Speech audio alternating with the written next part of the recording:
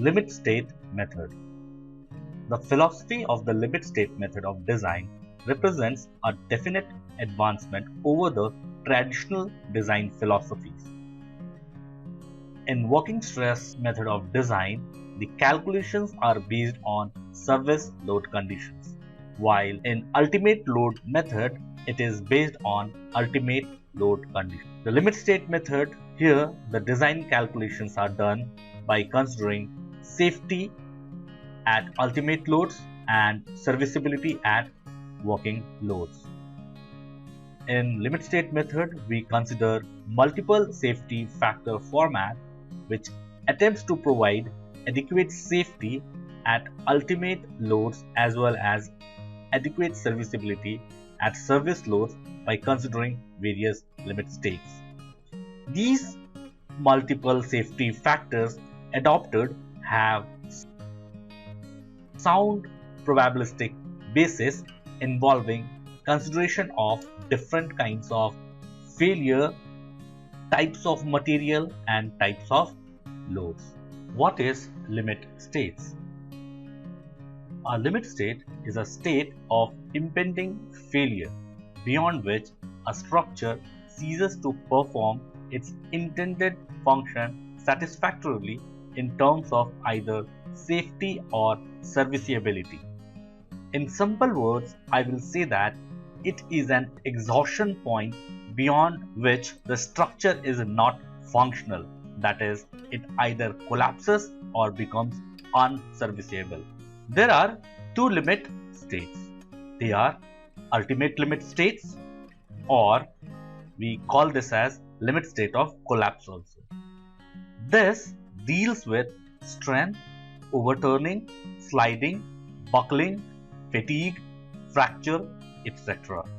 Next is serviceability limit states. This deals with discomfort to occupancy or malfunction caused by excessive deflection, crack width, vibration, leakage, etc. It also deals with the loss of durability in structure. Safety requirement for structure design will be design resistance should be greater than equal to design load effect. Now, design resistance is provided by material and this value is computed by partial factor of safety for material which accounts for under strength, that is, possible shortfall in the computed characteristic strength owing to uncertainties related to material strength. For example, if we consider steel reinforcement, it is having the characteristic strength as the yield strength. Now, owing to uncertainty related to the steel, the reduced strength will be Fy by gamma s. Here, gamma s is the partial factor of safety for steel. Now, for concrete, you have to remember that the reduced strength will not be FCK divided by partial factor of safety for concrete.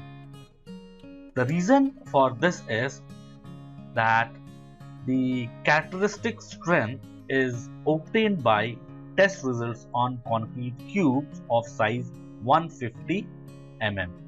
But in actual structure, the size of the concrete will not be 150 mm. It will be of varying size. So, the strength of concrete in the structure will not be the characteristic strength due to size effect. So, there is a size effect which reduces the strength of concrete. So, here the nominal strength which has to be considered for design has to be 0.67 FCK. So, you have to remember this, that for the actual structure which is made up of concrete, the nominal strength is going to be considered as 0.67 into FCK. It will not be FCK, and the reason is due to size effect. The nominal strength value of 0.67 FCK is coming. Now, what will be the reduced material strength for concrete which you should consider for the design?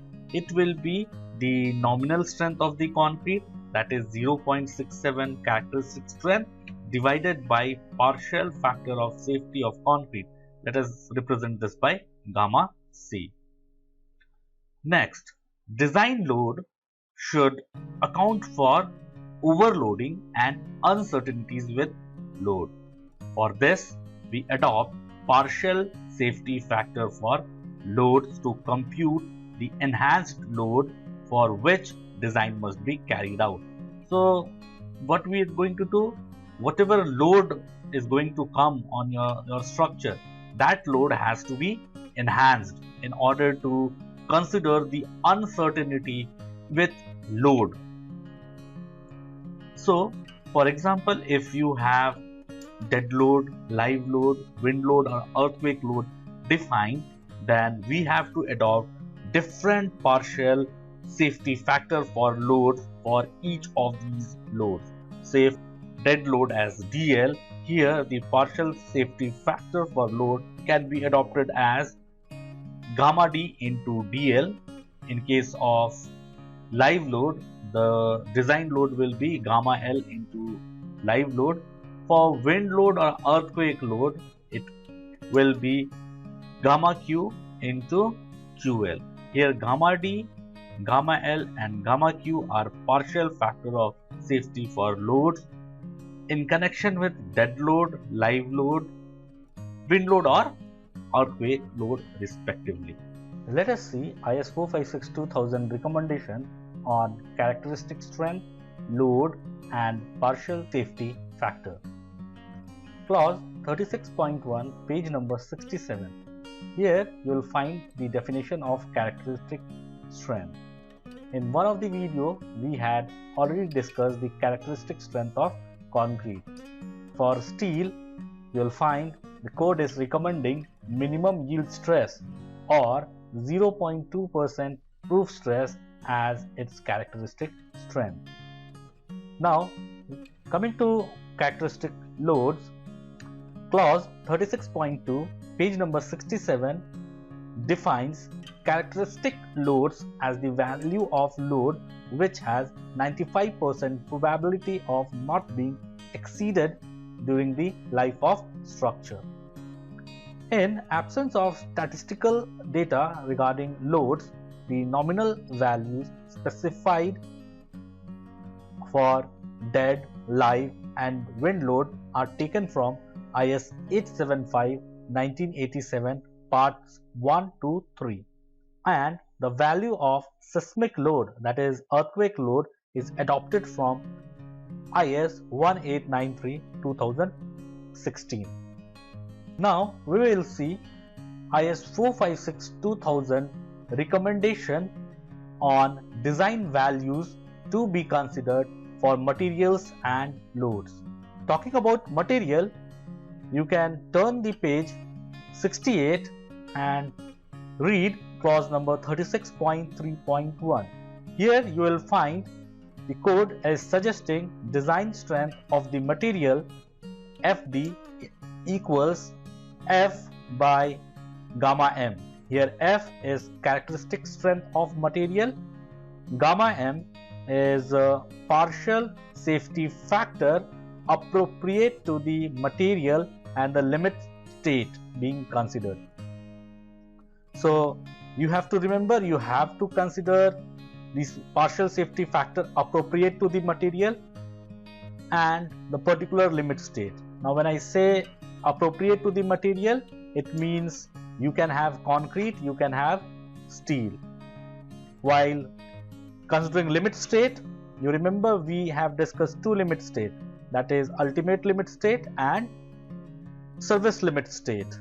So as per ultimate limit state or limit state of collapse, the partial factor of safety for material for concrete it is 1.5 and that for steel is 1.15. You can find this values in clause number 36.4.2.1.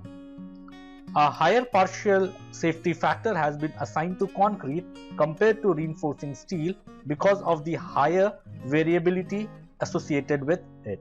For serviceability limit state, if you look clause number 36.4.2.2, the partial factor of safety for materials for concrete has been assigned as 1, and the same value of 1 has been assigned for steel also. A safety factor of unity is appropriate here because the interest is in estimating the actual deflection and crack width under the service loads. Now we will talk about loads provision. The design load is given as Fd equal to F into gamma F. Here F is the characteristic load, gamma F you'll find this is the partial safety factor appropriate to the nature of loading and the limit state being considered. So please see this partial safety factor will depend on nature of loading and the limit state being considered. Clause number 36.4.1, there you will find different load combination based on table number 18. This table provides the value to be adopted for different loads at different limit states. Consider DL as dead load, LL as imposed or live load, QL as wind or earthquake load. For estimating the ultimate load effect, code recommends the following weighted combination. Ultimate load 1 equal to 1.5 times dead load plus live load.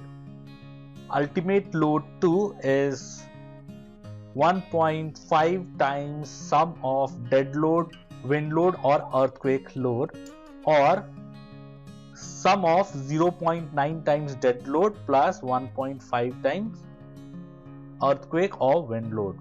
Ultimate load 3 is 1.2 times sum of dead load plus live load plus wind load or earthquake load. Now the ultimate load for design of structural member subjected to these loads will be maximum of the loads listed here. It must be noted that either wind or earthquake load is considered at a time, because the probability of the joint occurrence of an earthquake as well as an extreme wind is considered to be negligible. Now at a serviceability limit state, the weighted load combination are: serviceability load 1 is 1 times sum of dead load plus live load, serviceability load 2 is 1 times dead load plus wind load or earthquake load, serviceability load 3 is sum of 1 times dead load, 0.8 times live load and 0.8 times earthquake load or wind load. For computation, maximum of the above load combination shall be considered for serviceability limit state of design. The use of partial load factor of unity in general is appropriate because it implies service load conditions which is required for serviceability design. However, when live load and wind load are combined, it is impossible that both will reach their characteristic values simultaneously. Hence, a lower load factor is assigned to live load and earthquake load or wind load in third combination to account for the reduced probability of joint occurrence.